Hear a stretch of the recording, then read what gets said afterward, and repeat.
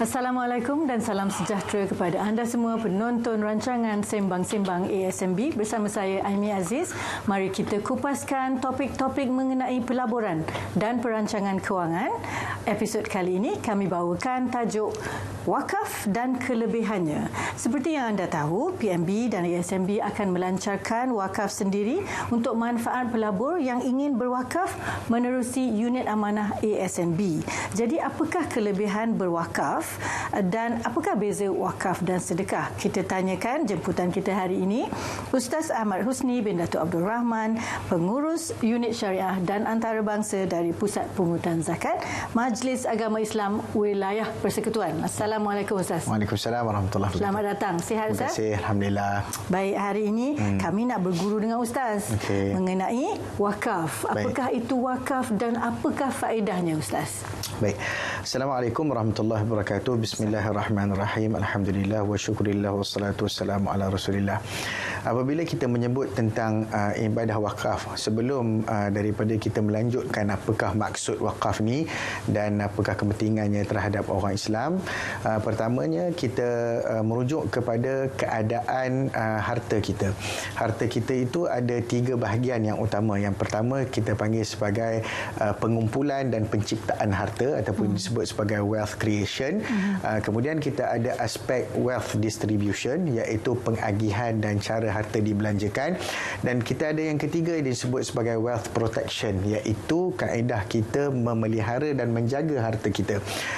Ibadah wakaf dia termasuk dalam bahagian wealth distribution, bagaimana kita membelanjakan harta kita sesuai mengikut kehendak dan ketentuan daripada syariat serta panduan daripada Allah Subhanahu wa taala.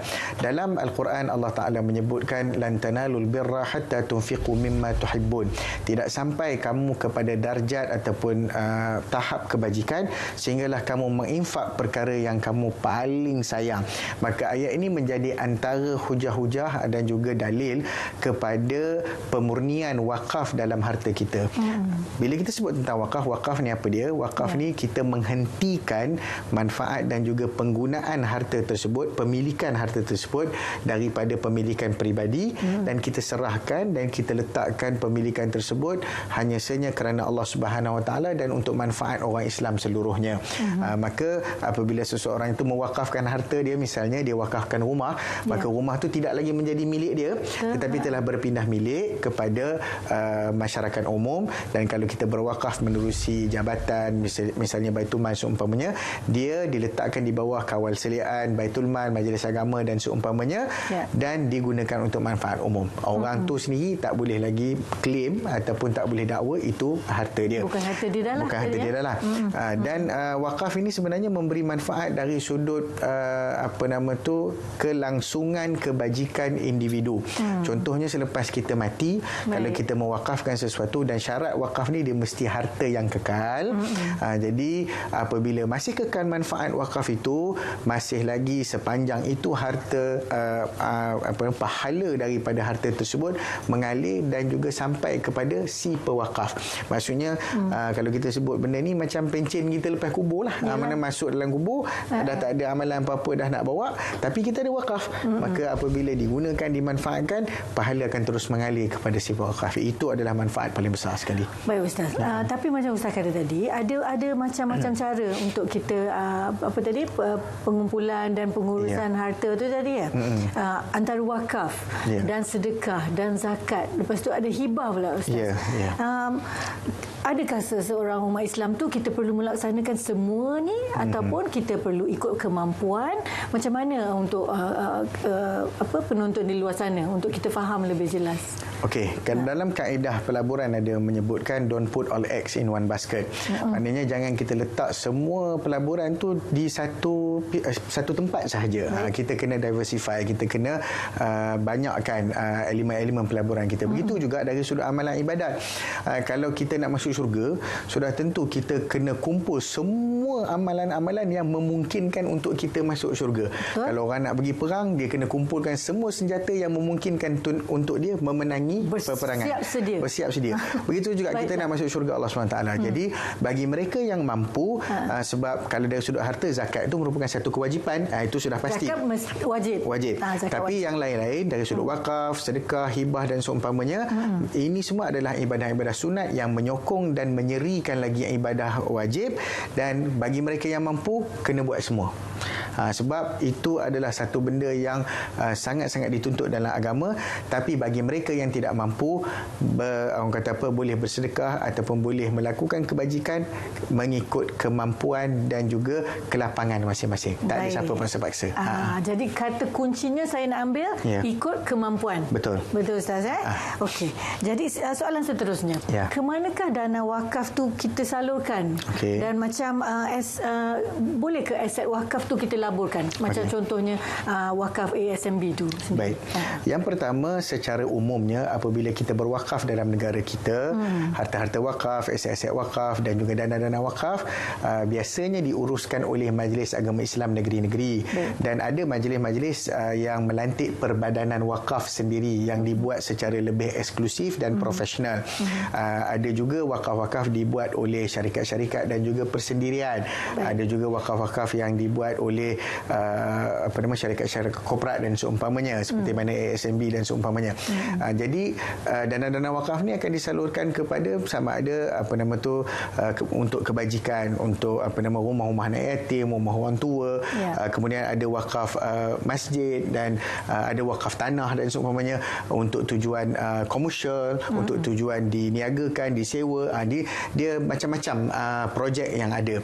Dan termasuk juga apabila ASMB memperkenalkan dana wakaf pelaburan.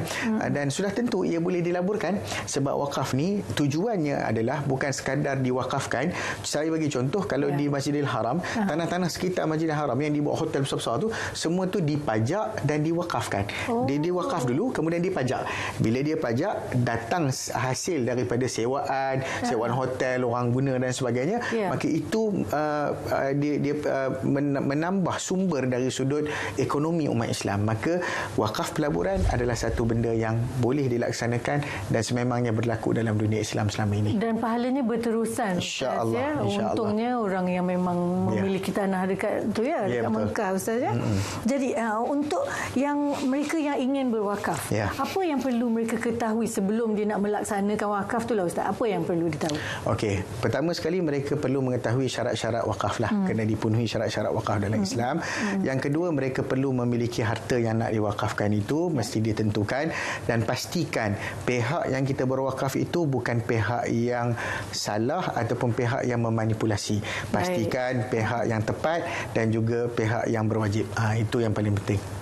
Kena buat kajian lah sikit. Betul. Tengok mana yang sepatutnya pergi. Betul. Jadi bila kita nak buat wakaf, Ustaz, adakah ini akan memberi impak kepada waris kita pula, Ustaz?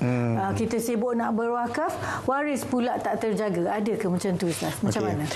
Ada juga kemungkinan berlaku begitu sekiranya si pewakaf ini tidak mahir dalam elemen-elemen wakaf. Sebenarnya elemen wakaf ni ada 3 yang utama. Yang pertama dia sebut wakaf am, yang kedua wakaf zurri, iaitu wakaf yang boleh dimanfaatkan oleh ahli keluarga, dan yang satu lagi disebut wakaf irsad, iaitu wakaf yang dilakukan oleh kerajaan kepada masyarakat umum. Jadi dalam part yang kedua ni, iaitu wakaf zurri, pewakaf boleh mewakafkan harta, dalam masa yang sama boleh bagi manfaat kepada ahli waris. Jangan ditinggalkan waris terkontang-kanting, tak ada harta. Jadi ada elemen-elemennya. Pastikan kita memahami apa yang kita nak wakaf dan jangan ditinggalkan waris tanpa harta untuk mereka teruskan hidup.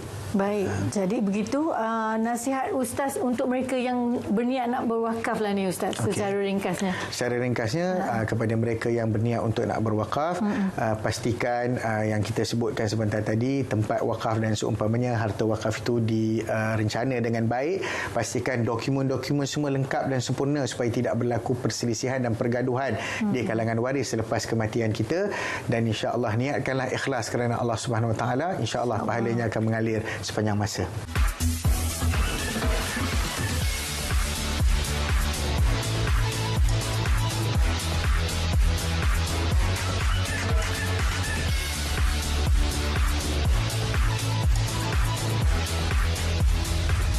Baik, begitu tadi penjelasan Ustaz tentang topik wakaf dan kelebihannya. Kita ucapkan terima kasih kepada Ustaz sudi bersama kita hari ini, dan diharap semua di luar sana jelaslah sedikit bagaimana kita nak berwakaf, Ustaz ya.